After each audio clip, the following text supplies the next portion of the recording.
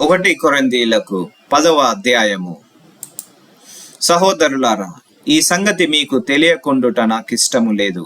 అదేదనగా, మన పితరుల యందు మేఘము క్రింద నుండిరి, వారందరూ సముద్రములో నడిచిపోయిరి.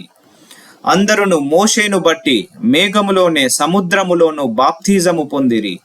అందరూ ఆత్మ సంబంధమైన ఒకే ఆహారమును భుజించిరి. అందరూ ఆత్మ సంబంధమైన ఒకే పానీయమును పానము చేసిరి. ఏలయనగా తమ్మును వెంబడించిన ఆత్మ సంబంధమైన బండలోనిది త్రాగిరి. ఆ బండ క్రీస్తే. అయితే వారిలో ఎక్కువ మంది దేవునికిష్టులుగా ఉండకపోయిరి గనుక అరణ్యంలో సంహరింపబడిరి. వారు ఆశించిన ప్రకారము మనము చెడ్డవాటిని ఆశించకుండునట్లు ఈ సంగతులు మనకు దృష్టాంతములుగా ఉన్నవి. జనులు తినుటకును త్రాగుటకును కూర్చుండి ఆడుటకు లేచిరి అని రాయబడినట్లు వారిలో కొందరి వలె మీరు విగ్రహారాధికులై ఉండకుడి. మరియు వారి వలె మనము వ్యభిచరింపకపోయుందుము. వారిలో కొందరు వ్యభిచరించి నందున ఒక్క దినముననే 23,000 మంది కూలిరి. మనము ప్రభువును శోధింపక యుందుము. వారిలో కొందరు శోధించి సర్పము వలన నశించిరి. మీరు సనగకుడి. వారిలో కొందరు సనిగి సంహారకుని చేత నశించిరి. ఈ సంగతులు దృష్టాంతములుగా వారికి సంభవించి యుగాంతమందున్న మనకు బుద్ధి కలుగుటకై రాయబడెను. తాను నిలుచుచున్నానని తలంచుకొనువాడు పడకుండునట్లు జాగ్రత్తగా చూచుకొనవలెను.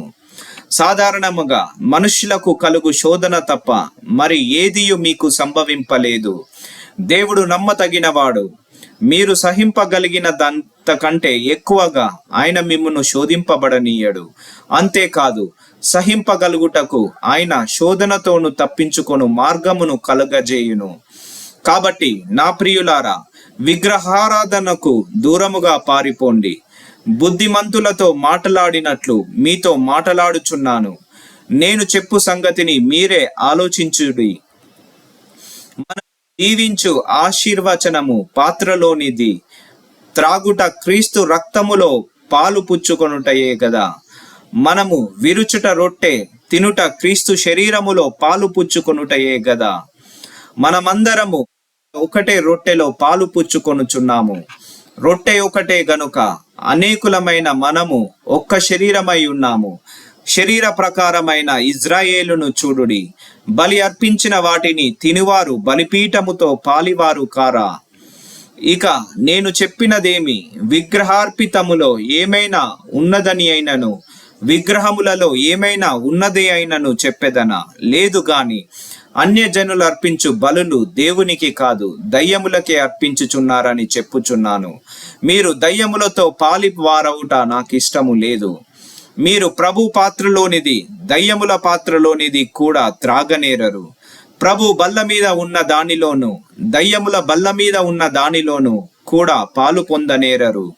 ప్రభువునకు రోషము పుట్టించెదమా? ఆయన కంటే మనము బలవంతులమా? అన్ని విషయముల అందు నాకు స్వాతంత్రము కలదు గాని అన్నియు చేయదగినవి కావు. అన్నిటి యందు నాకు స్వాతంత్రము కలది గాని అన్నియు క్షేమాభివృద్ధి కలగజేయవు. ఎవడును తన కొరకు కాదు, ఎదుటి వాని కొరకు మేలు చేయు చూచుకొనవలెను. మనస్సాక్షి నిమిత్తము ఏ విచారణయు చేయక కటిక వాని అంగడిలో అమ్మునదేదో దానిని తినవచ్చును. భూమియు దాని పరిపూర్ణతయు ప్రభువునేయున్నవి. అవిశ్వాసులలో ఒకడు మిమ్మును విందునకు పిలిచినప్పుడు వెళ్ళుటకు మీకు మనస్సుండిన ఎడల మీకు వడ్డించినది ఏదో దానిని గూర్చి మనస్సాక్షి నిమిత్తము ఏ విచారణయు చేయక తినుడి. అయితే ఎవడైనను మీతో ఇది బలి అర్పింపబడినదని చెప్పిన ఎడల అట్లు తెలిపిన వాని నిమిత్తమును మనస్సాక్షి నిమిత్తమును తినకుడి. మనస్సాక్షి నిమిత్తమనగా నీ సొంత మనస్సాక్షి నిమిత్తము కాదు, ఎదుటివాని మనస్సాక్షి నిమిత్తమే ఇలాగు చెప్పుచున్నాను.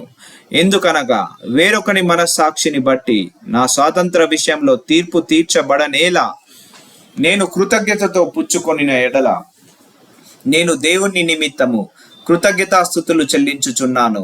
దాని నిమిత్తము నేను దూషింపబడనేలా. కాబట్టి మీరు భోజనము చేసినను పానము చేసినను మీరేమి చేసినము సమస్తమును దేవుని మహిమ కొరకు చేయుడి.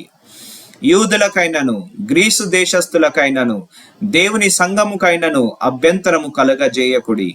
ఇలాగు నేను కూడా స్వప్రయోజనము కోరక అనేకులు రక్షింపబడవలనని వారి ప్రయోజనమును కోరుచు అన్ని విషయములలో అందరినీ సంతోషపెట్టుచున్నాను.